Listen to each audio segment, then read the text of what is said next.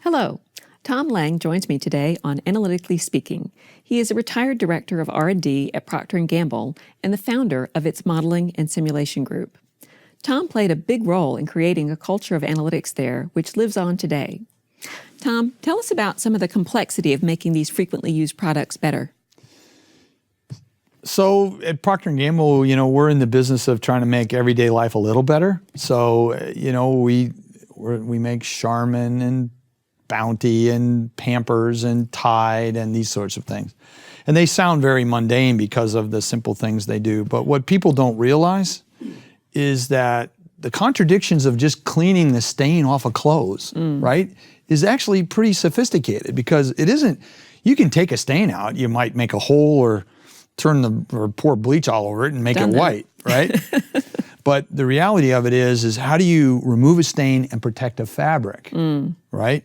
And then the other contradiction we struggle with is, if you're going to touch the lives of 4 billion people, you make a lot of stuff one at a time, right? And so if you are in the business of making a billion of anything, right? It's not 4 people working on a plastic bottle for an hour. These things occur very quickly. And the physics, the chemistry, the complexity of the equipment that do that is actually quite surprising. It is very, it brings all of the statistics and all the struggles of science and engineering to everyday life. Really does. When you think about it, it would have to be really complicated. It is. Well, how do you nurture a culture that sustains innovation and value creation? Well, the interesting thing about culture is one of those things. I had a guy say once, it's the smell of the place. Sometimes it's unusual. You don't even know what it is, but you can detect it. And one of the features of that is when I was trying to build an analytics culture that focused, we used the same technologies or the same approaches that we did elsewhere, and that is we branded it. And we had an identity.